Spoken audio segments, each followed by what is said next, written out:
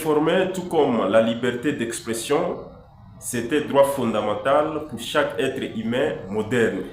C'est pourquoi notre équipe se met toujours à pied d'œuvre pour vous donner les actualités vérifiées, certifiées. Bienvenue. Politique. Autrefois des ennemis contraints à partir en exil durant plusieurs années, revenus sous le règne de celui qui est à place aujourd'hui, Moïse Katumbi et le président honoraire Joseph Kabila, ils se sont rencontrés en Éthiopie dans un entretien politique visant à contraindre les démarches entreprises par le président de la République, son Excellence M. Félix Antoine Tshisekedi Tshilombo, visant à la révision ou le changement de la Constitution. Entre autres, dans leur entretien, il ressort qu'ils ont dénoncé les arrestations arbitraires, selon eux, des journalistes, des soldats et des activistes et des simples citoyens, suite à leurs propos ou suite à leur appartenance ethnique. Itinérance du président. Vous savez, le président de la République, son Excellence M. Félix Antoine Tshisekedi Tshilombo, il a entrepris une sorte de tournée au travers des provinces. Le but, c'est de palper du doigt les défis auxquels les provinces se confrontent. La population se confronte devant quels défis. C'est pourquoi il a été à Kisangani, à Lubumbashi, il a été à Isiro et puis à Kalemi. Et actuellement, il est dans les Grand Kassai.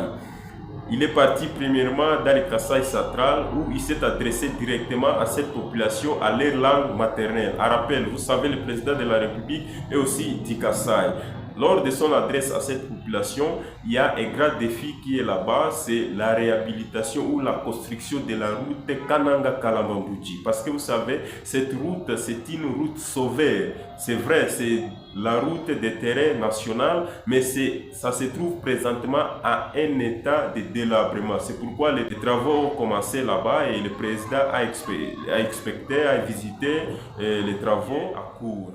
Dans son adresse à la population, il est revenu et il a confirmé son engagement et sa volonté de relever les défis auxquels les provinces se confrontent. Arrivé sur place, le grand défi qui est là, c'est la route Kananga-Kalambambouji. C'est pourquoi le président lui-même a dit que ce mandat ici ne finira pas.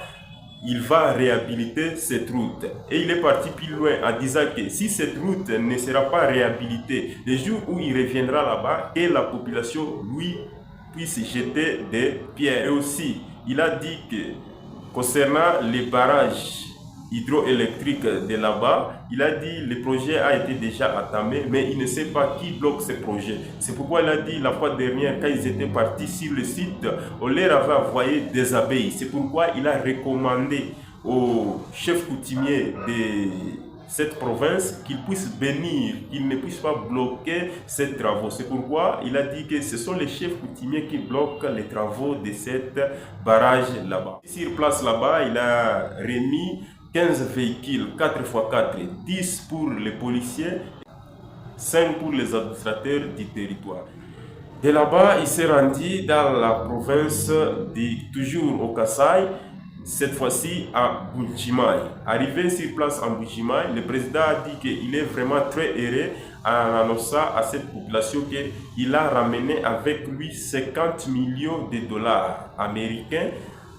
Cette somme, c'est pour relever la société appelée la MIBA. Donc, c'est une société minière consistant à exploiter les diamants. Comme vous le savez, Mbuji-Mayi, c'est un centre minier. Et centre minier, là-bas on exploite les diamants. Et la société qui était là-bas, c'était déjà à faillite. Et dans son adresse à la population sur place là-bas, il a dit qu'il a ramené cette somme pour relever cette société-là. En relevant cela, ça va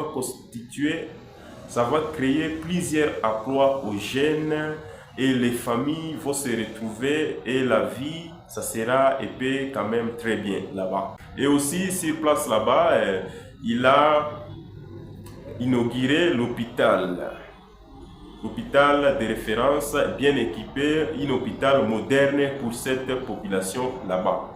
Toujours lors de son adresse à partir de Mbuji-Mayi, il a dit qu'il regrette fort le comportement des opposants du pays concernant les sécurités à l'est, la guerre en reste.